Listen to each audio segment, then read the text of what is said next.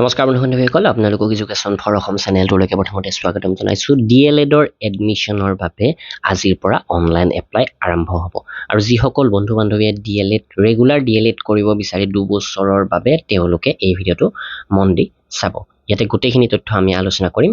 Entrance এক্সামত কি ধৰণৰ প্ৰশ্ন উত্তৰ আহিব, কোৱালিফিকেশ্যন কি লাগিব, সকলোখিনি। তো প্ৰথমতে ভিডিঅ'টো লাইক কৰিব, আহক ভিডিঅ'টো আৰম্ভ কৰোঁ। তো এইটো হৈছে অফিচিয়েল এডভাৰটাইজমেণ্ট। চাওক, ডিএলএডৰ এডমিশ্যনৰ প্ৰি এণ্ট্ৰি টেষ্ট 2024 আৰু 2024ৰ পৰা 26লৈকে এই ছেশ্যনটো। প্ৰথমতে এই ডিএলএড কোৰ্চটো কৰিবৰ বাবে আপোনালোকৰ হায়াৰ ছেকেণ্ডাৰীত মিনিমাম 50% মাৰ্ক থকাটো প্ৰয়োজন। কিন্তু যদিহে আপুনি SC বা SC কেটেগৰীৰ কেণ্ডিডেট তেনেহ'লে 5% কম থাকিলেও হ'ব। অৰ্থাৎ 45% মাৰ্ক যদি আপোনাৰ হায়াৰ ছেকেণ্ডাৰীত আছে তেনেহ'লে ইয়াৰ এণ্ট্ৰেন্সটোৰ কাৰণে আপুনি এপ্লাই কৰিব পাৰিব। আৰু বয়সৰ সময়সীমা ৰাখিছে 18 বছৰৰ পৰা 34 বছৰ। তাৰোপৰি ইয়াতে SC ST কেণ্ডিডেটৰ বাবে 2 বছৰৰ এজ ৰিলেক্সেশ্যন আছে। 36লৈকে তেওঁলোকে এপ্লাই কৰিব পাৰে। অনলাইন এপ্লাই আজিৰ পৰা আৰম্ভ হ'ব। scert.pet.co.in এই ৱেবছাইটটোত আপোনালোকে এপ্লাই কৰিব লাগিব আৰু 600 টকা আবেদন মাচুল পে' কৰিব লাগিব। সকলোৱে কৰিব লাগিব, ইয়াতে SC ST তেনেকুৱা কোনো কথা নাই। আজি 22 তাৰিখৰ পৰা ইয়াৰ অনলাইন আবেদন আৰম্ভ হ'ব। এতিয়ালৈকে আবেদন আৰম্ভ হোৱা নাই আৰু 11 আগষ্টলৈকে আপোনালোকে এপ্লাই কৰিব পাৰিব। তাৰপাছত 1 ছেপ্টেম্বৰৰ পৰা এডমিট কাৰ্ডবিলাক দিব ৱেবছাইটত। এডমিট কাৰ্ড ডাউনলোড কৰিবৰ কাৰণে scert.pet.co.in এই ৱেবছাইটটো ভিজিট কৰিব লাগিব আৰু ইয়াৰ এণ্ট্ৰেন্সটো হ'ব 8 ছেপ্টেম্বৰ 2024 আৰু 23 ছেপ্টেম্বৰত ইয়াৰ ৰিজাল্ট ঘোষণা কৰিব।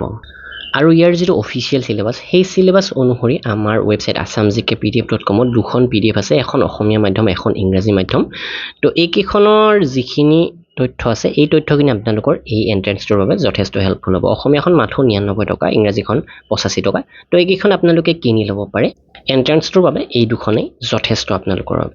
আৰু ইয়াতে যদি আপোনালোকে কিমানটা প্ৰশ্ন থাকে, কিমান সময় থাকে এইখিনি চাই, তেনেহ'লে ইয়াতে 2টা ছেকশ্যন থাকিব, ছেকশ্যন 1 এণ্ড ছেকশ্যন 2। দুয়োখিনিৰ ভিতৰত মুঠ 100 নম্বৰ, 2 ঘণ্টা সময় পাব, 100টা প্ৰশ্ন উত্তৰ থাকিব। তাৰোপৰি ইয়াতে নিগেটিভ মাৰ্কিং থাকিব। 4টা ভুল কৰিলে আপোনালোকৰ 1 নম্বৰ কটা যাব পোৱাৰ পৰা। ছেকশ্যন 1ত জেনেৰেল ইংলিছৰ 10 নম্বৰ, জেনেৰেল নলেজৰ 15 নম্বৰ, ৰিজনিঙৰ 10 নম্বৰ।